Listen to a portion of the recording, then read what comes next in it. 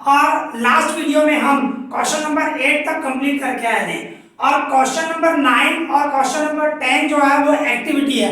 और मैंने आपको लास्ट वीडियो में ही बताया था कि क्वेश्चन नंबर 9 और क्वेश्चन नंबर 10 हम नहीं करेंगे, वो एक्टिविटी है। ओके, तो अभी हम क्वेश्चन नंबर 11 से स्टार्ट कर रहे हैं। तो सबसे पहले क्वेश्चन नंबर 11 की मीनिंग समझे। ओके, तो देखो क्या बता रहे हैं, 11 bags of wheat flour means आटा, गेहूं का आटा, wheat का आटा, each marked 5 किलोग्राम, मतलब एक बैग है उसमें आटा है और उसमें बैग के बाहर जो लिखा हुआ है कि 5 kg की वो बैग है, 5 किलो की बैग है, ठीक है ना, marked 5 kg actually contain the following weight of the floor. और जब हमने जो फ्लोर है, आटा जो है उसका वेट किया किलोग्राम में, तो एक्चुअली ये वजन आया, ठीक है ना, मींस किलोग्राम में वेट आया।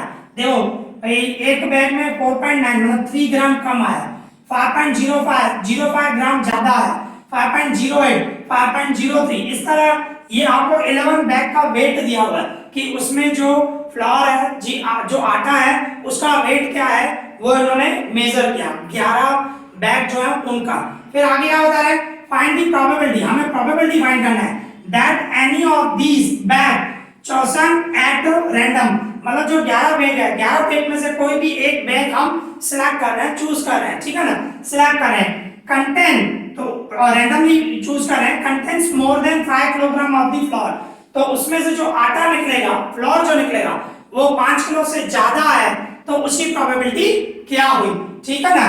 तो हम सपोज करो ए इवेंट नाम दे, भाई ए इवेंट क्या बोले, जो वजन है more than 5 kg, more than 5 kg of floor, आटा जो है 5 किलो से ज्यादा है। अगर जो हम ऐसे ए इवेंट नाम दे तो P ऑफ ए, उस इवेंट की प्रोबेबिलिटी ऑफ ए, हमारी फॉर्मूला वही favourable outcomes divided total outcomes, हमारी जो फॉर्मूला वही लगेगी, ठीक है। अभी देखो टोटल आउटकम्स कितने होंगे, टोटल तो कंपलसरी 11 ही होंगे क्योंकि टोटल 11 बैग्स है आपके पास, तो टोटल आउटकम तो 11 ही आने वाला है, ठीक है। अभी फेवरेबल सोचना है, फेवरेबल क्या बता रहा है, मोर देन 5 kg, मतलब जो आटा है वो 5 किलो से ज्यादा हो उसमें, तो देखो ये एक है, देखो ये 5 किलो से ज्यादा है ना, 5.05 मींस 5 किलो से ज्यादा हुआ, इस ये भी देखो 5 किलो से ज्यादा हुआ, ये भी देखो 5 किलो से ज्यादा हुआ, ये एक्यूरेट 5 kg है, 5.00 मींस एक्यूरेट 5 kg, हमें वो नहीं चाहिए, मोर देन 5 चाहिए, तो ये नहीं चाहिए, ये है। ओके, इसी तरह ये है एंड ये तो कम है, ये है एंड ये है, देखो ठीक है ना, और ये 5 kg है एक्यूरेट, ये नहीं, मोर देन 5 चाहिए। तो देखो कितनी बैग है, 1 2 3 4 5 6 7, तो हमारी जो फेवरेबल जो आउटकम हुआ वो 7 हुआ। ओके, तो इस तरह हमारी प्रोबेबिलिटी क्या हुई, 7/11। Okay, easy, clear. अब इसी तरह हमारे पास क्वेश्चन नंबर 12 है, तो उसकी मीनिंग समझे।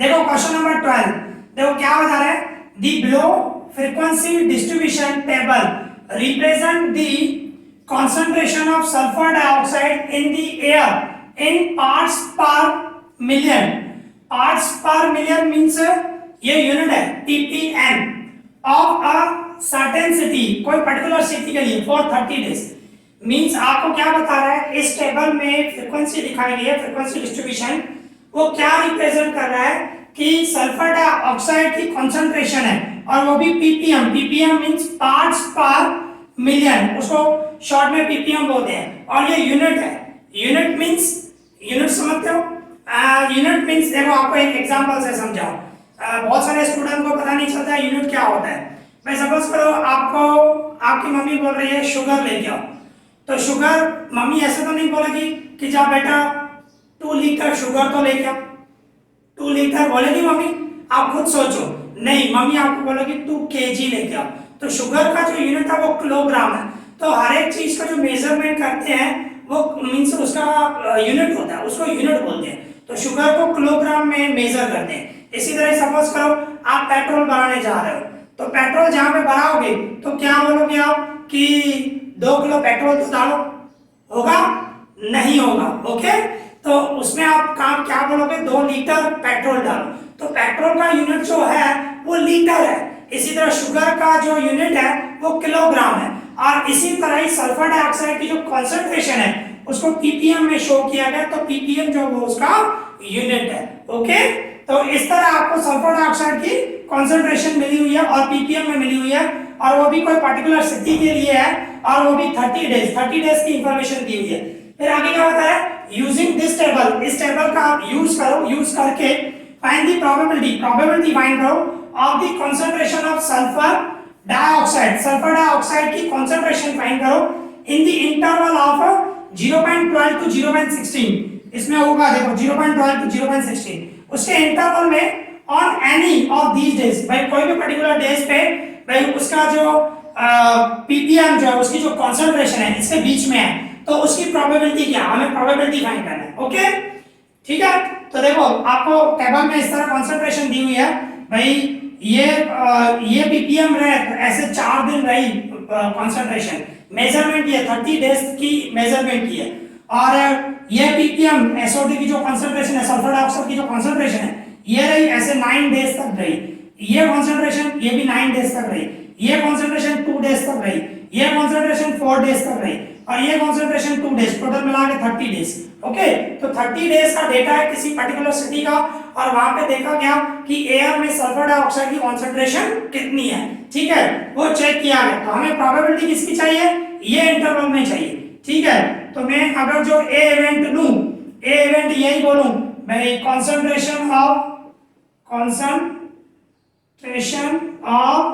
SO2 सल्फर डाइऑक्साइड, और वो भी इन द इंटरवल ऑफ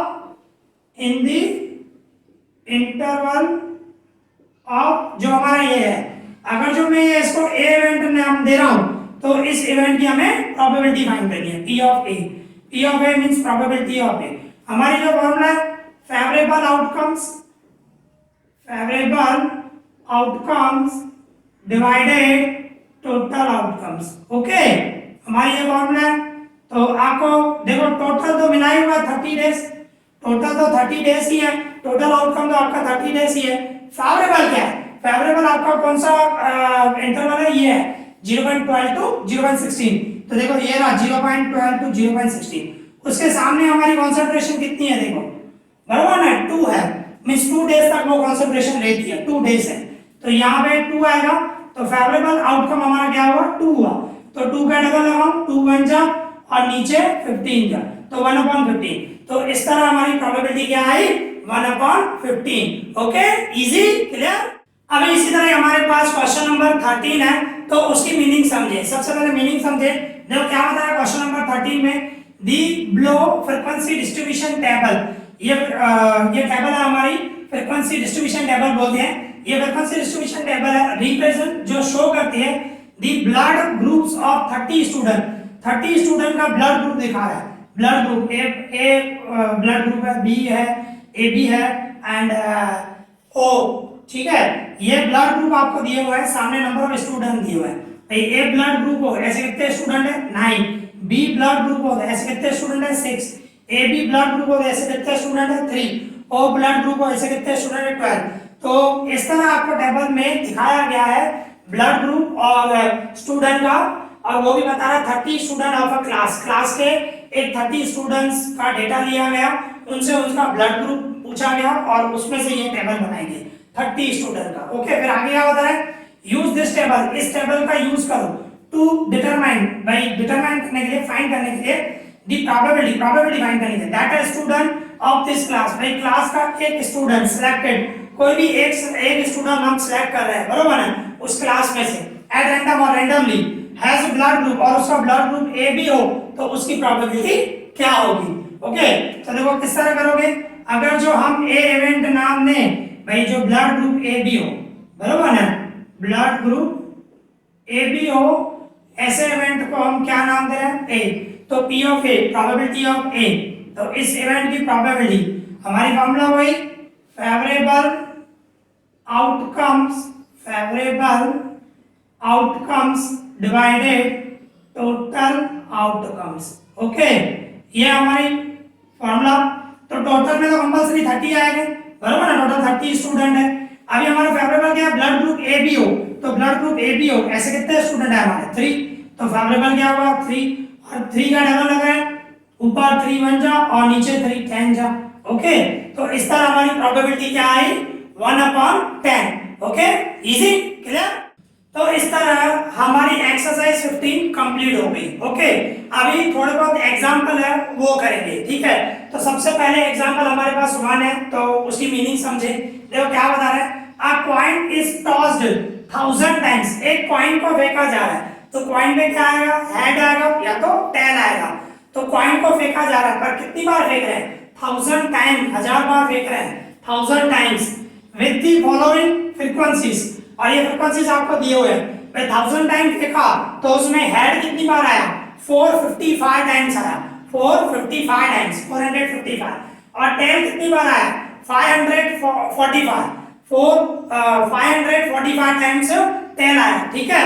तो इस तरह हमारे पास हेड इतनी बार आया, टेल इतनी बार आया, जब 1000 टाइम हमने फेंका। तो फिर आगे क्या होता है, कंप्यूट द प्रोबेबिलिटी, हमें प्रोबेबिलिटी फाइंड करना है for each event. Each event means head आया तो उसकी प्रोबेबिलिटी क्या, टेल आया तो उसकी प्रोबेबिलिटी क्या, दो ही इवेंट होंगे इसमें, बराबर ना, यहाँ तो हेड होगा या तो टेल होगा, तो हेड आया तो उसकी प्रोबेबिलिटी क्या, टेल आया तो उसकी प्रोबेबिलिटी क्या, ठीक है। तो इसमें दो प्रोबेबिलिटी फाइंड करनी है।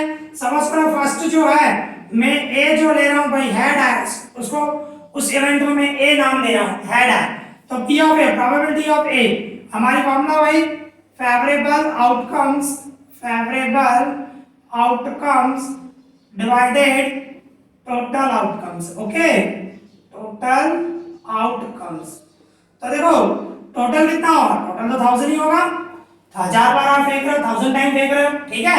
और फेवरेबल क्या है, हेड, हेड कितनी बार आया, 455, 455, और 455 को 1000 से डिवाइड करो तो क्या होता है, 3 नंबर के बाद पॉइंट आ जाएगी ना, या तो 5 का डबल लगाओ तो भी चल जाएगा, या 1000 से डिवाइड कर रहा तो इजी रहेगा, पॉइंट में कन्वर्ट कर दो 0 पॉइंट, भाई 1000 से डिवाइड कर दो, 3 नंबर के बाद पॉइंट आ दिए 1 2 3, यहाँ पे पॉइंट आएगी 0.455।